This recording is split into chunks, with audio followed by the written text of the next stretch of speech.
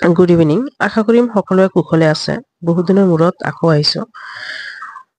আজি আপোনালোকৰ সৈতে আলোচনা কৰিম যে অসম GTPGTত অভাৰলেপিঙৰ প্ৰভাৱ কিমানখিনি পৰিব, লগতে লাষ্ট ওৱান কেণ্ডিডেটজনক কেনেকে চিলেকশ্যন কৰিব। যদি একে নাম্বাৰ 2ৰ পৰা 3জনে পায়, তেনেহ'লে সেই 2ৰ পৰা 3জনক কেনেকে চিলেকশ্যন কৰিব, লগতে আপোনালোকৰ ফেক BEd মানে কি, লগতে আপোনালোকৰ BTR ৰেজাল্ট আগত দিলে ভাল হ'ব নে অসম GTPGT ৰেজাল্ট আগত দিলে ভাল হ'ব।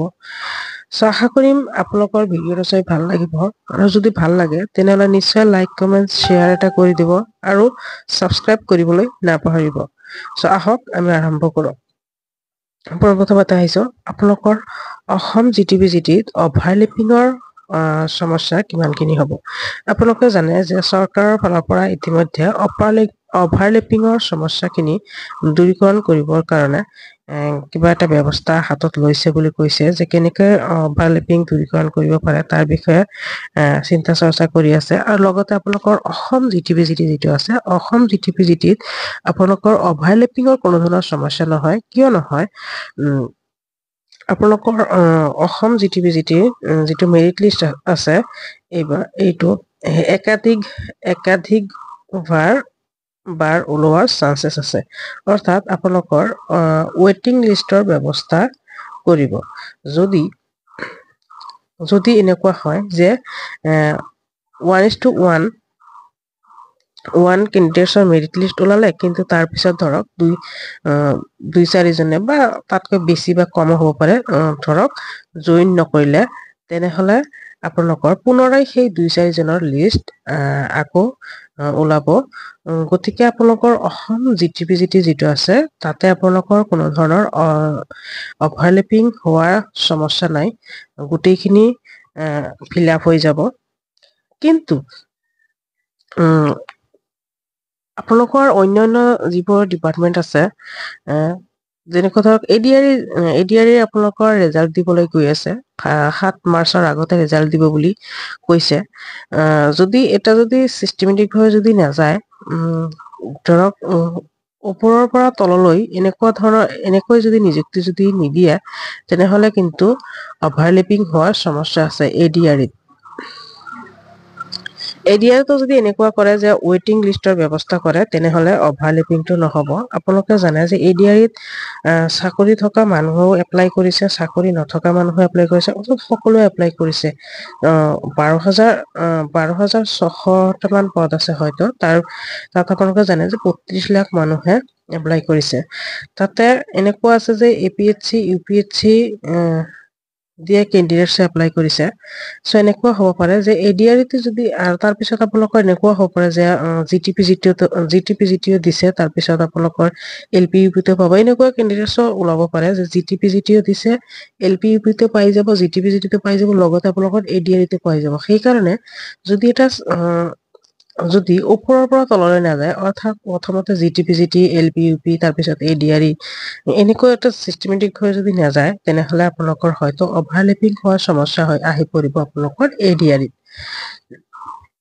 আৰু আপোনালোকে জানে যে ADREত যদি আপোনালোকৰ 2000 মান যদি পদ যদি থাকি যায়, তাতে আকৌ নেক্সটত আকৌ যে এক্সামখিনি যে পাতিব, তাতে আপোনালোকৰ 2000 পোষ্টৰ বিপৰীতে আপোনালোকৰ 20 লাখ মানুহে এপ্লাই কৰি থৈ যাব। আশা কৰিম আমাৰ চৰকাৰে যাতে ADREটো অভাৰলেপিং হোৱাৰ যিটো সমস্যা, সেই সমস্যাখিনি দূৰীকৰণ কৰে, ৱেটিং লিষ্টৰ যাতে ব্যৱস্থা কৰে, যাতে এইবাৰ যিমানখিনি ৰিক্ৰুটমেণ্ট দিবলৈ গৈ আছে, অৰ্থাৎ যিমানখিনি আপোনালোকৰ নিযুক্তি দিবলৈ গৈ আছে, সেই নিযুক্তিত যাতে কোনো ধৰণৰ অভাৰলেপিং নহয়, তাৰ কাৰণে চৰকাৰে যাতে চিষ্টেমেটিকভাৱে কিবা কৰে, তাৰ বিষয়ে মই অনুৰোধ জনাম। লগতে আপোনালোকে যদি বিচাৰে এই বিষয়ে মেমৰেণ্ডাম দিবলৈ, তেনেহ'লে নিশ্চয় আপোনালোকে দিব, যে অৰ্থাৎ আপোনালোকক এইবাৰ অভাৰলেপিং হোৱাৰ সমস্যাটো দূৰীকৰণ কৰিবই লাগিব।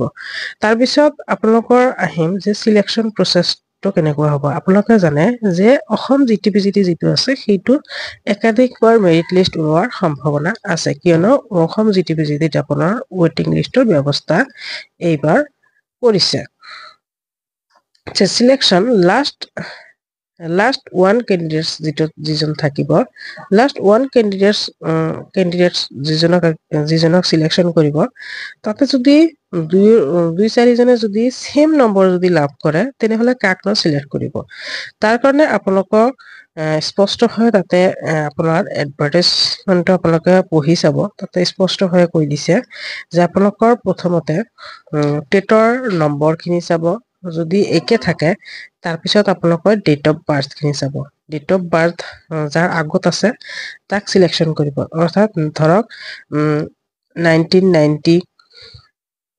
1991 1992 এনেকুৱা যদি থাকে তেনেহলে এই প্ৰথমজনক সিলেকশ্যন কৰিব আৰু ডেট অফ বাৰ্থৰ ক্ষেত্ৰতো যদি একে হয় তেনেহলে আপোনালোকৰ ড্ৰ কৰিব সো লাষ্ট ওৱান কেণ্ডিডেটছ জনক আপোনালোকৰ এনেকুৱাকৈ সিলেকশ্যন কৰিব সো চিন্তা কৰিবলগীয়া একো নাই যাৰ বয়স বেছি আছে নম্বৰ যদি একে থাকে যাৰ বয়স বেছি আছে তাক সিলেকশ্যন কৰিব তাৰপিছত আপোনালোকৰ বাহিৰৰ বিএড মানে কি যে অকল ৱেষ্ট বেংগলৰ পৰা বিএড কৰিলে আপোনালোকৰ ফেক চাৰ্টিফিকেট নেকি এনেকুৱা হয় নেকি নহয় অকল ৱেষ্ট বেংগলৰ পৰা বা বাহিৰৰ পৰা অসমৰ বাহিৰৰ পৰা বিএড কৰা মানে ফেক বিএড কৰা নাই সিহঁতে যদি ইনষ্টিটিউটখন যিটো ইনষ্টিটিউটৰ পৰা সিহঁতে বিএড ডিগ্ৰীটো লাভ কৰিছে সেই ইনষ্টিটিউটটো যদি NCT ৰিকগনাইজড হয় তেনেহলে সেইটো কেতিয়াও আপোনালোকৰ ফেক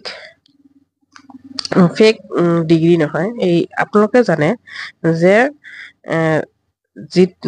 যেতিয়া কলেজ এখন NCT গাইডলাইনছ খিনি আপোনালোকৰ ফলো কৰিব তেতিয়া সেই কলেজটো আৰু আপোনাৰ ফেক হৈ নাযায় তাতে আপোনালোকে যিসকলে নেকি ৱেষ্ট বেংগল বা বাহিৰৰ পৰা বিএড কৰিছে সেইসকল ষ্টুডেণ্টছক কৈছো আপোনালোকক হয়তো বহুতে আপোনালোকৰ এগেইনষ্টত কয় আপোনালোকে একো নকয় আপোনালোকে মনে মনে থাকক আপোনালোকৰ একো নহয় আৰু যিসকলে হয়তো বাহিৰত বিএড কৰা সকলৰ এগেইনষ্টত কথা কৈ আছে সেইসকলক কৈছো যে বাহিৰৰ পৰা অৰ্থাৎ অসমৰ বাহিৰৰ পৰা বিএড কৰিলেই সিহঁতে ফেক নহয় আপোনালোকৰ ওচৰত যিমানখিনি চাৰ্টিফিকেট আছে সিমানখিনি চাৰ্টিফিকেট সেই বাহিৰৰ পৰা বিএড কৰা সকলৰ ওচৰতো আছে গতিকে কেনেকে ফেক হ'ব হয় যদি ইনষ্টিটিউটখনেই যদি ফেক হয় তেনেহলে নিশ্চয় সেই ডিগ্ৰীটোও ফেক হ'ব তাৰপিছত এনেকুৱা হয় যে একে সময়তে MA আৰু বিএড কৰিলে কেনেকুৱা হ'ব তাতেতো আপোনালোকৰ কি খিনি চাব সেশন খিনি আপোনালোকৰ চাব ধৰক MA খিনি 2022 পৰা 2024 আছে আপোনালোকৰ বিএড খিনিও আপোনালোকৰ 2022 পৰা 2024 আছে তেনে ক্ষেত্ৰত কেনেকুৱা হ'ব তেনে ক্ষেত্ৰত হয়তো আপোনালোকৰ অসুবিধা হ'ব হয় অসুবিধা নহ'ব কেনেকে যদি আপোনালোকৰ MA যদি আপোনালোকৰ ডিষ্টেন্স মোডত থাকে আৰু বিএড যদি আপোনালোকৰ ৰেগুলাৰত থাকে তেনেহলে আপোনাৰ কোনো ধৰণৰ সমস্যা নহয় আৰু MAও ৰেগুলাৰ তাৰপিছত আপোনালোকৰ বিএডৰ ৰেগুলাৰ কিন্তু সেশন একেটাই তেনে ক্ষেত্ৰত আপোনালোকৰ সমস্যা হোৱাৰ সম্ভাৱনা আছে কিন্তু যদি আপোনালোকৰ বিএড খিনি যদি আপুনি ইগনোৰ কৰে আপোনালোকে জানে যে অকল ইগনোৰতে আপোনালোকে ডিষ্টেন্স মোডত কৰিব পাৰে বিএড যদি আপোনালোকে ইগনোৰ কৰে ডিষ্টেন্স মোডত কৰে আৰু MA খিনি যদি ৰেগুলাৰ কৰে তেনেহলে আপোনালোকে কাৰেক্ট হ'ব আপোনালোকৰ কোনেও একো কৰিব নোৱাৰে আপোনাৰ গোটেইখিনি আপোনালোকৰ প্ৰচিজাৰ যিটো আছে সেইখিনি আপোনালোকৰ ভেলিড হ'ব আপোনালোক আৰু এটা কথা হ'ব যে আপোনালোকৰ ক্লাছ যিটো আছে যদি আপোনালোকৰ MA আৰু বিএড একেটা সেশন থাকে অথচ আপোনালোকৰ ক্লাছ টাইমটো আপোনালোকৰ বেলেগকে দি আছে তেনেহলে আপুনি ভেলিড হ'ব কিন্তু যদি এনেকুৱা হয় বি এডটো আপোনালোকে অসমৰ বাহিৰৰ পৰা পঢ়িছে, অথচ আপোনালোকৰ এম এটো আপোনালোকৰ অসমৰ পৰা কৰিছে, কিন্তু আৰু আপোনালোকৰ লগতে চেচন টাইমো ছেম আছে, তেনেহলে আপোনালোকৰ হয়তো সমস্যা আহি পৰিব। কিন্তু যদি আপোনালোকৰ চেচনটা যদি ছেম নাই, তেনেহলে আপোনালোকৰ একো সমস্যা নাই। আৰু যদি ইনষ্টিটিউটটো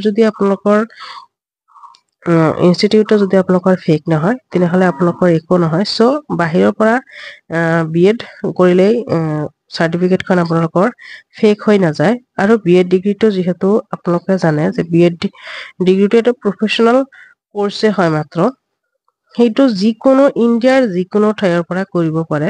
সেইটো লৈ এনে চিঞৰি থাকি লাভ নাই যে বাহিৰৰ পৰা বি এড কৰিছে গতিকে ফেক চাৰ্টিফিকেট হয়, একশ্যন লওক এনেকুৱা নহয়। যে আপোনালোকে জানে যে বাহিৰৰ পৰা বি এড কৰিলেও সিহঁতে কিন্তু পঢ়ি পেলাইহে আপোনালোকৰ টেট পাছ কৰিছে। সিহঁতে যদি বাহিৰৰ পৰা পঢ়ি টেট পাছ কৰিব পাৰে, আপোনালোকে ৰেগুলাৰ ইমান ভাল ষ্টুডেণ্ট হৈ কিয় টেট পাছ কৰিব নোৱাৰে, হয় নে নহয়? বাৰু যিয়ে নহওক, মই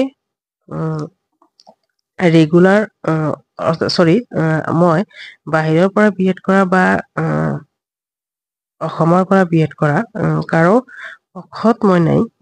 অকল যিটো সঁচা সেই বিষয়ে কৈছো। চব আশা কৰিম আপোনালোকে বুজিব পাৰিছে। আৰু লগতে যদি এই ভিডিঅ'টো ভাল পাইছে, তেনেহ'লে নিশ্চয় ছাবস্ক্ৰাইব এটা কৰি যাবলৈ নাপাহৰিব। তাৰপিছত আপোনালোকৰ আহিম যে BTR GTPGTৰ ৰিজাল্টখিনি আগত দিলে ভাল হ'ব নে অসম GTPGTৰ ৰিজাল্টখিনি আগত দিলে ভাল হ'ব? আপোনালোকে জানে যে BTR GTPGTৰ ৰিজাল্টখিনি হয়তো ইমান দিনে আপোনালোকৰ দিব লাগিছিলে, কিয়নো আপোনালোকৰ BTR GTPGTৰ এক্সামখিনি কেতিয়াবাই হৈ গ'ল, কিন্তু এতিয়ালৈকে আপোনালোকৰ কোনো ৰিজাল্ট দিয়া নাই। আৰু তাৰপিছত আপোনালোকৰ অসম GTPGT যিহেতু আপোনালোকৰ জানুৱাৰী মাহত হ'ল, গতিকে আপোনালোকৰ ৰিজাল্টখিনি আপোনালোকৰ হয়তো মাৰ্চৰ শেষত নহ'লে এপ্ৰিলৰ ফাৰ্ষ্টত হয়তো দিব পাৰে। কিন্তু তাৰ ভিতৰত হৈছে কোনটো আগত দিলে ভাল হ'ব? আপোনালোকে জানে যে BTRত যিসকলে পাছ কৰিব, BTRতো পাব, প্লাছ অসমতো পাব, অসম GTPGT পাব। সেই যিসকলে নেকি দুটাতে পাব, সেই কেণ্ডিডেটছখিনি কিন্তু BTRতে গৈ জইন কৰিব কিয়নো BTRত জইন কৰিলে হোম ডিষ্ট্ৰিক্টতে থাকি যাব। গতিকে BTRত যিসকলে চিলেকশ্যন পাব, সেইসকলে BTRতে থাকি যাব। গতিকে চৰকাৰ ওচৰত এটাই অনুৰোধ যে আপোনালোকৰ BTR যিটো GTPGT টেট আছে, GTPGT টেট যিটো হৈ গ'ল, সেইটো BTR GTPGTৰ ৰিজাল্টখিনি আগত দিলে বহুত ভাল হ'ব। তাতে কোনো ধৰণৰ সমস্যা নহ'ব, কোনো ধৰণৰ অভাৰলেপিঙো নহ'ব। তাৰপিছত আপোনালোকৰ বাৰে বাৰে মেৰিট লিষ্টখিনি ওলোৱাৰো সমস্যা আহি নপৰিব। যদি আপোনালোকৰ BTR BTR ৰিজাল্ট আগত দিলে আৰু অসমৰ ৰিজাল্ট পিছত দিলেহে মোৰ কাৰণে বেষ্ট হ'ব। আৰু আপোনাৰ কাৰণে কোনটো বেষ্ট হ'ব নিশ্চয় কমেণ্ট কৰি জনাব। তাৰপিছত ভিডিঅ'টো আপোনালোকে বিচাৰিলে স্কিপ কৰিব পাৰে এতিয়া, কিন্তু যিসকলে স্কিপ কৰা নাই সেইসকলৰ পৰা মই এটা উত্তৰ জানিব বিচাৰিম। সেই উত্তৰখিনি হৈছে যে আপোনালোকে জানে যে HSLC এইবাৰ ছ'চিয়েল ছায়েন্সত কুৱেশ্যনখিনি বহুত টাফ আছিলে, কিন্তু তাৰ ভিতৰতে এটা প্ৰশ্ন ভাইৰেল হৈছিলে। যিটো ছ'চিয়েল ছায়েন্সৰ যিটো প্ৰশ্ন আছিলে, সেইটো আছিলে 57 নম্বৰ প্ৰশ্ন। তাতে দি আছিলে যে ধৰা হওক চৰকাৰে ডাম্বুক নামৰ গাঁওখনত এখন চিকিৎসালয় স্থাপন কৰিলে। চিকিৎসালয়খনত হিন্দুসকলক বিনামূলীয়া চিকিৎসা প্ৰদান কৰা হয়। অন্য ধৰ্মৰ লোকে চিকিৎসাৰ খৰচ পাতি নিজে বহন কৰিব লাগে।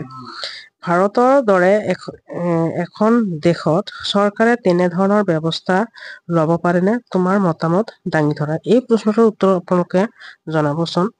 আৰু ইয়াৰ বিষয়ে মই কি ভাবো সেয়াও মই কৈ আছো। আপোনালোকে সেইখিনি কমেণ্ট বক্সত নিশ্চয় চাব। আপোনালোকৰ মতামতখিনি দাঙি ধৰিবচোন।